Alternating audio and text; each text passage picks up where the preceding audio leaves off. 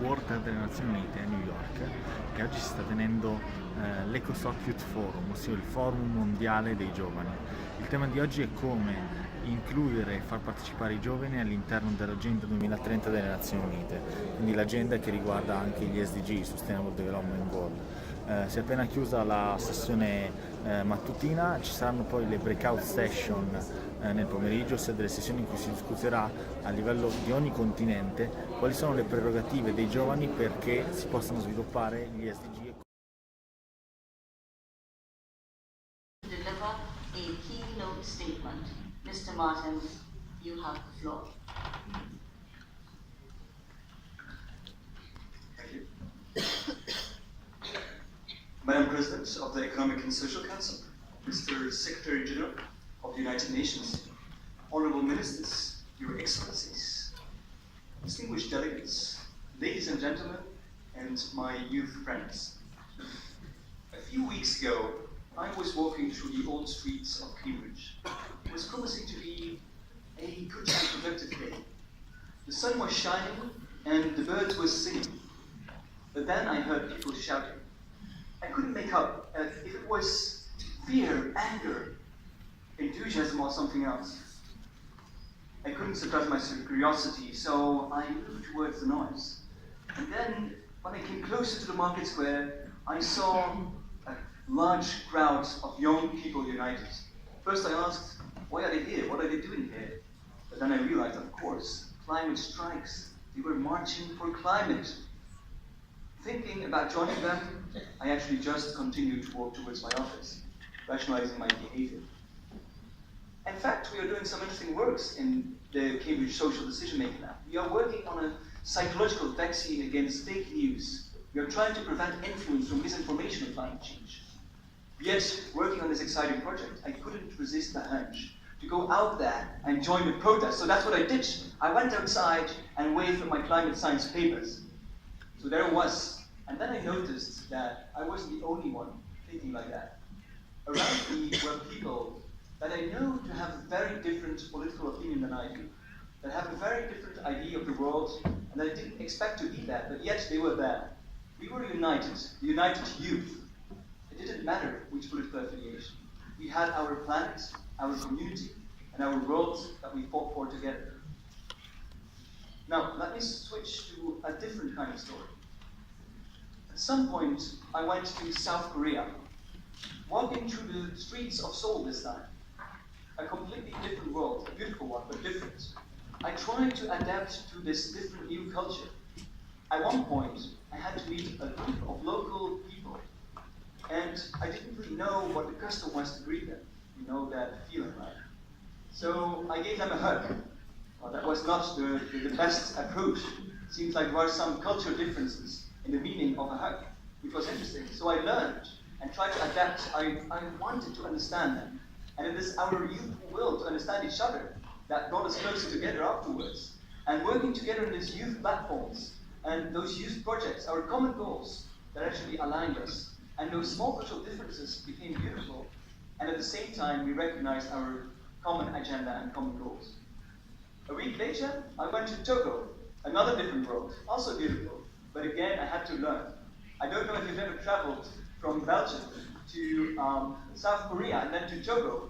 It is very different, very interesting. And I tried again to understand the people locally. And I noticed that some things were universal. For example, I saw a group of children walking down the streets, singing, happy, and clapping their hands. I tried to join in. I wanted to express my happiness. I wanted to show how much I appreciated that small moment of joy. And I clapped my hands.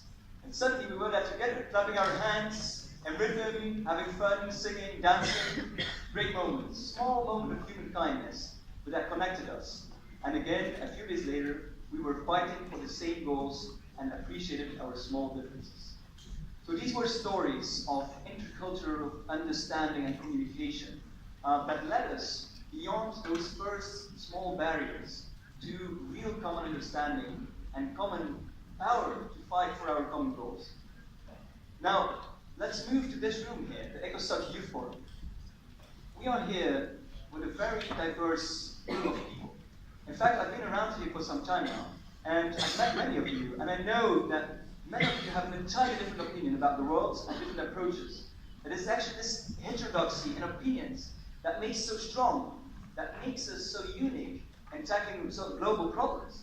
And if we look at our agenda, our global agenda, the work we've done here, we've realized much, and we can know and realize and feel how united we are on this agenda. Now, this Ecosoc Youth Forum doesn't end here. It's not a 2-day forum. No, it goes on tomorrow, next month, next year. We are here, and you go back tomorrow to your home country, or here in New York. It is not the end, it just starts. We have to implement those changes, unite in the networks we created, and be sure that we are represented everywhere. We move To deliver a keynote statement. Mr. Martin, you have the floor. Thank you. Madam President of the Economic and Social Council, Mr. Secretary General of the United Nations, Honorable Ministers, Your Excellencies, distinguished delegates, ladies and gentlemen, and my youth friends. A few weeks ago, I was walking through the old streets of Cambridge. It was promising to be a good and productive day. The sun was shining and the birds were singing. But then I heard people shouting. I couldn't make up if it was fear, anger, enthusiasm, or something else. I couldn't suppress my curiosity, so I moved towards the noise. And then, when I came closer to the market square, I saw a large crowd of young people united. First I asked, why are they here? What are they doing here?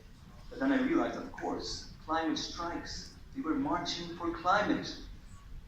Thinking about joining them, I actually just continued to walk towards my office, rationalizing my behavior. In fact, we are doing some interesting works in the Cambridge Social Decision-Making Lab. We are working on a psychological vaccine against fake news. We are trying to prevent influence from misinformation on climate change. Yet, working on this exciting project, I couldn't resist the urge to go out there and join the protest. So that's what I did. I went outside and waved my climate science papers. So there it was. And then I noticed that I wasn't the only one thinking like that. Around me were people that I know to have a very different political opinion than I do, that have a very different idea of the world, and I didn't expect to be there, but yet they were there. We were united, the united youth. It didn't matter which political affiliation. We had our planet, our community, and our world that we fought for together.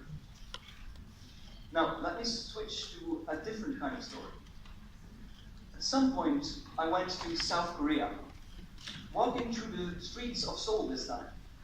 A completely different world, a beautiful one, but different. I tried to adapt to this different new culture. At one point, I had to meet a group of local people, and I didn't really know what the custom was to greet them. You know that feeling, right? So I gave them a hug. Well, that was not the best approach. Seems like there were some cultural differences in the meaning of a hug, which was interesting. So I learned and tried to adapt. I wanted to understand them.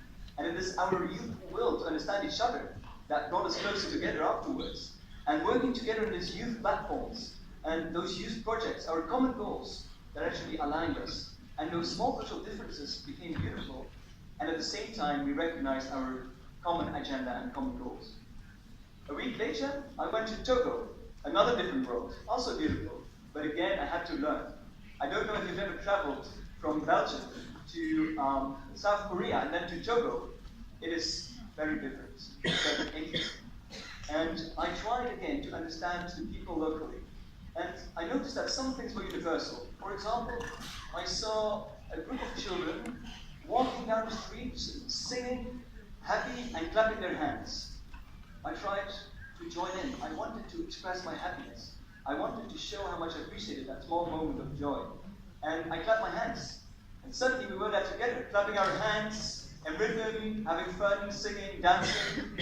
Great moments. Small moment of human kindness, but that connected us. And again, a few days later, we were fighting for the same goals and appreciated our small differences. So these were stories of intercultural understanding and communication that led us beyond those first small barriers to real common understanding and common power to fight for our common goals. Now, let's move to this room here, the Ecosoc Youth Forum. We are here with a very diverse group of people. In fact, I've been around here for some time now, and I've met many of you, and I know that many of you have an entirely different opinion about the world and different approaches. It is actually this heterodoxy in opinions that makes us so strong, that makes us so unique in tackling global problems. And if we look at our agenda, our global agenda, the work we've done here, we've realized much, and we can know and realize and feel how united we are on this agenda. Now, this Ecosoc Youth Forum doesn't end here. It's not a 2-day forum. No, it goes on tomorrow, next month, next year. We are here. If you go back tomorrow to your home country, or here in New York, it is not the end, it just starts. We have to implement those changes, unite in the networks we created, and be sure that we are represented everywhere. We moved the Ecosoc Youth Forum closer to the HLPF and the SDG Summit. So we better make use of those high-level places we can actually raise our voice. Now, unite yourself in youth organizations and youth networks, regional, local, and global. If your country does not have a youth delegate program yet, try to create one. Work together with the ministers to establish one. If your youth council does not have an SDGs committee yet, make sure there is one. Act and fight. Proactively create your seats at the negotiation table. And we, as the united youth, can fight together. Then, Your Excellencies, the world is changing at a fast pace. An enormous rate of new problems arise, and we have to solve them with new solutions. Many of the old ones didn't work. We have to be able to think with novel concepts such as the circular economy, behavioral insights, and many other things such as new technologies. The youth can help you enact those changes, but it is not you that has to work for the youth, or we that need you, or you that need us. It's our planet, our common goals, the global agenda that we share, that we fight for. So it's important to make sure that we implement this youth strategy and have empowered youth that is educated around the negotiation table as equals. Now let me finish with one of my favorite quotes, and it also captures the essence of my story here. It's a quote from Lilla Watson, an indigenous Australian. Quote open. If you have come here to help me, you are wasting your time. But if you have come because your liberation is bound up with mine, then let us work together. Thank you.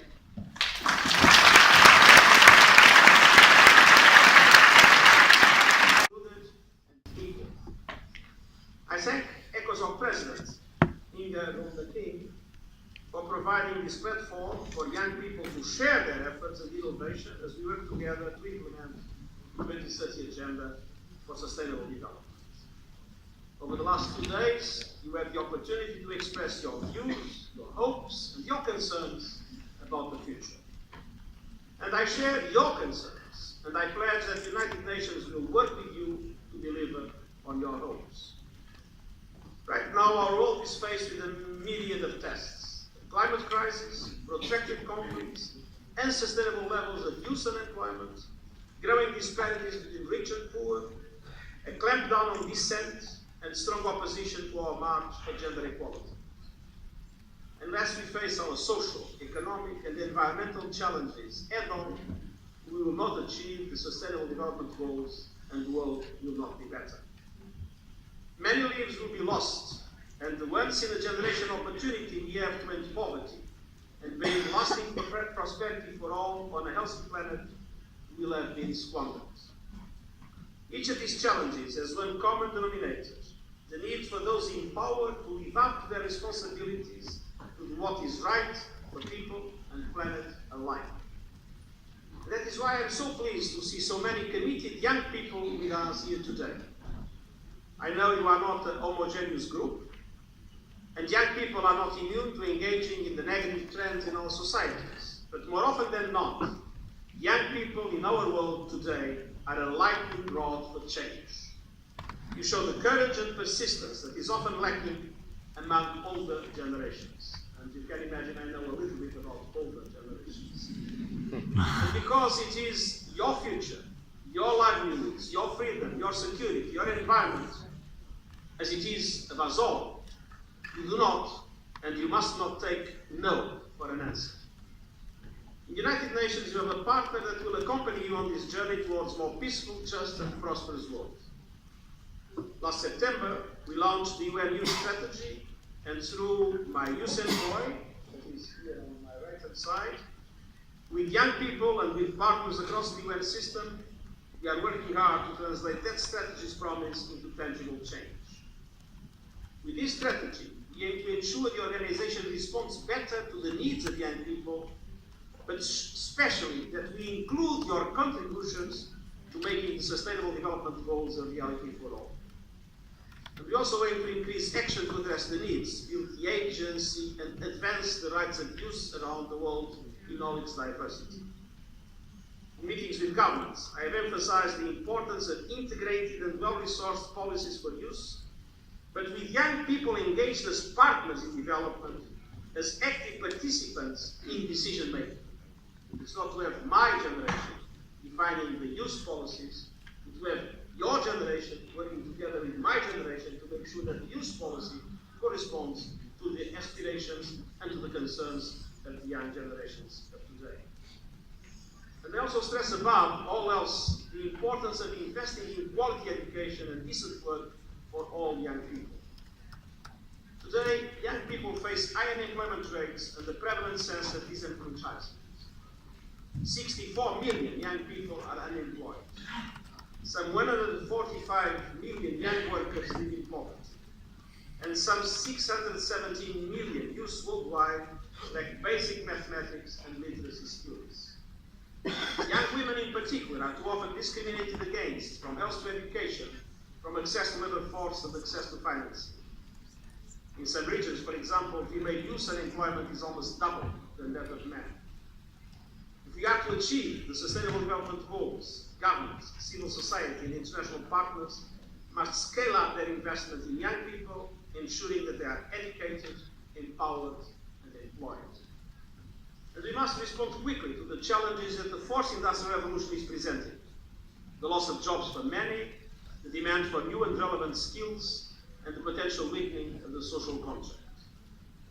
Dear friends, to make sure our work is relevant and effective, we need your ideas, your energy, and your creativity. Around the world, young people are striving for peace, justice, inclusion, gender equality, and human rights. Last month, we saw hundreds of thousands of young people marching for climate action. And I count on you to keep up the pressure as we move towards my Climate Action Summit this year and the crucial climate talks next year. We're also critical to efforts to address hate speech and promote intercultural and interfaith understanding and tolerance. Last week I was in Tunisia, where I met with students and youth representatives. 2/3 of the Arab world's people are under the age of 30. Harnessing the dynamism of young people like the students I have in Tunis is key to that region's future. Engaging youth globally is essential for the well-being of the entire world. And we need your insights and partnership as we work for a better future for all. Dear friends, this September, world leaders will meet in New York for a series of meetings aiming at catalyzing greater ambition, leadership and action to achieve the goals of the Paris Agreement and the 2030 Agenda. And the key messages and outcomes of your discussions this week will be shared with decision makers and policy makers in those meetings. But that is not enough. We need you to mobilize. We need you to activate your networks. We need you to engage in the youth-focused events leading up to the September, including the Youth Day before the Climate Action Summit. And I also recommend your contribution to the 2019 World Conference of Ministers responsible for youth in Lisbon in June. Above all, we need you to both be the change we need and to push world leaders in governments, in cities, in the private sector, to step up their ambition and to meet their responsibilities, to do what is right for people and planet alike. You can count on me to continue to make the United Nations an organization that truly works with you. Together we can ensure peace, prosperity, opportunity, and dignity for all on a healthy planet. Thank you very much for your commitment and count on us to support your engagement. Appena conclusa la la 2 giorni di Ecosoc Youth Forum, un forum in cui hanno partecipato i delegati dei giovani, insomma delle organizzazioni giovanili e ministri e i rappresentanti delle Nazioni Unite. Qual era l'obiettivo? Capire come coinvolgere i giovani nell'implementare l'agenda al 2030 delle Nazioni Unite. È stata una 2 giorni molto intensa che è finita con il final speech di Antonio Guterres, segretario generale delle Nazioni Unite. Le parole chiavi sono state appunto coinvolgimento, lavoro, come per esempio coinvolgere in un decent work, cioè un lavoro diciamo apprezzabile e sostenibile i giovani, coinvolgimento appunto e partecipazione e tanto altro nei prossimi filmati. Grazie, ciao!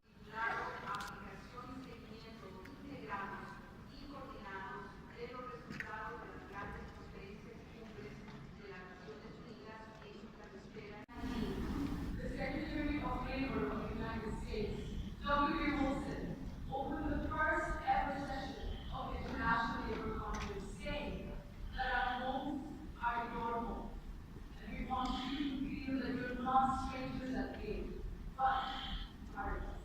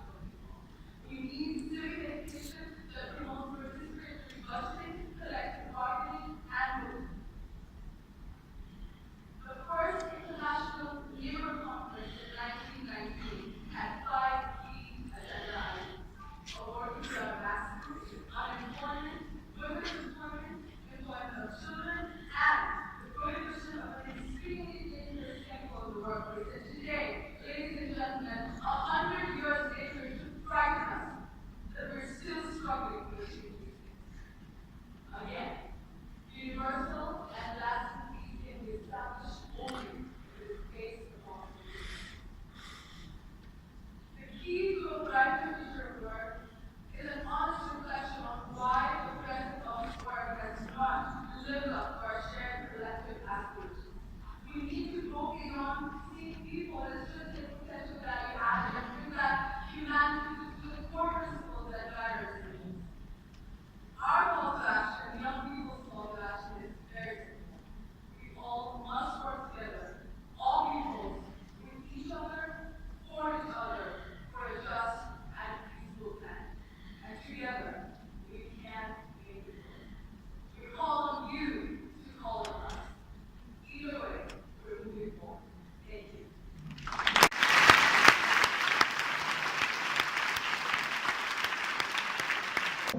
Ciao a tutti, io sono Domenico, qualcuno di voi già mi ha conosciuto perché abbiamo collaborato insieme per l'organizzazione del 15 marzo a Milano, insieme a Milano per il clima, e volevo fare questo piccolo videomessaggio a valle diciamo, del report dell'Ecosoc Youth Forum per spiegarvi un po' anche il senso di questo report, che mi piacerebbe appunto condividere con voi di Fridays for Future, perché come dire, penso che vi riguardi. Allora appunto in questo report quello che ho voluto fare è riportare in pillole quello che è successo e quali sono stati i maggiori interventi significativi che sono avvenuti in questo forum. Sotto ho lasciato anche il link alla pagina ufficiale in modo che potete andare a vedere documenti, foto, video, eccetera eccetera.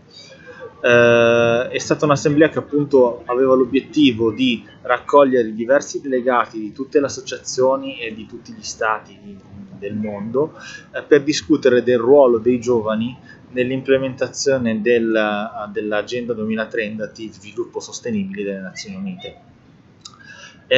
Ho assistito anche alla vostra assemblea, all'assemblea costituente di Fridays for Future, e innanzitutto vi faccio i complimenti perché siete stati strabravi, avete creato veramente un momento in cui fare uno scambio di opinioni, di vedute, avete addirittura fatto un manifesto finale e questa è stata una grandissima cosa, e vi dico per me che io sono un pochettino forse più grande di molti di voi e da un po' di anni che mi attivo nel campo, diciamo, come attivista nel campo ambientale del cambiamento climatico. Ho seguito la COP di Parigi, la COP 21, la COP 23, la COP 24. È un po' di tempo appunto che mi interessa del tema e vedere che ci sono tanti ragazzi un pochettino anche più piccoli di me mi dà speranza. Significa che il lavoro che tante associazioni già da tempo stanno facendo e quindi dire, tanti media stanno facendo sul tema è servito a qualcosa ed ha un futuro. E in questo senso io vorrei anche dirvi 2 o 3 impressioni, vale appunto sia del forum sia dell'assemblea, e parto da una piccola citazione. Allora, quello che mi viene da dirvi è: siete bellissimi, mi piace un sacco, ma rimaniate voi stessi, siate candidi come colombe ma prudenti e attenti, come dice un detto che è anche un brano del Vangelo. Questo perché? Perché vedo in molti di voi veramente la purezza del messaggio e la purezza dell'intenzione. Mantenetela pura così, perché quella è quella che fa la differenza, è quella che fa il cambiamento. Cercate per quanto possibile di non lasciarvi troppo irretire da messaggi che non sono altro che quelli del cambiamento climatico. Rimanete in questo abbastanza, innovativi e indipendenti voi stessi. Detto ciò, non esimetevi dal avere dialogo dialogo con chi vuole veramente dialogare con voi. Provate a riconoscerlo diciamo, un po' con questo principio: chi è con voi è per voi, diciamo. Se qualcuno si capisce quando, come dire, qualcuno vuole dialogare veramente con voi, e cercate di riconoscerlo, e con queste realtà non chiudete il dialogo, perché è importante nel tema del cambiamento climatico lavorare assieme, lavorare in rete. Uno dei principi cardini dell'accordo di Parigi e delle negoziazioni è il dialogo TALANOA. Cos'è il dialogo TALANOA? È una metodologia di ascolto delle opinioni di tutti, che si basa sul principio che siamo tutti sulla stessa barca, cioè questo pianeta lo riusciamo a salvare se lavoriamo tutti insieme nella stessa direzione e coordinandoci. E in questo senso il dialogo è fondamentale, soprattutto per chi lavora sullo stesso campo. Quindi appunto siate candidi, quindi siate aperti anche al dialogo, ma prudenti chiaramente. Insomma, adesso, come dire, avete molta attenzione mediatica, e questa attenzione mediatica è sicuramente un pro, ma va gestito.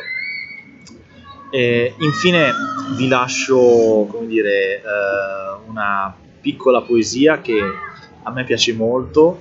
Diciamo, è una poesia che racconta di come mantenersi se stessi, ed è il messaggio un po' che voglio darvi. Si chiama Se, è di Rudyard Kipling, e la posto qui sotto, e adesso qualche frase ve la faccio girare anche come sottotitolo. Bene, un abbraccio grande e un grosso in bocca al lupo a tutti voi.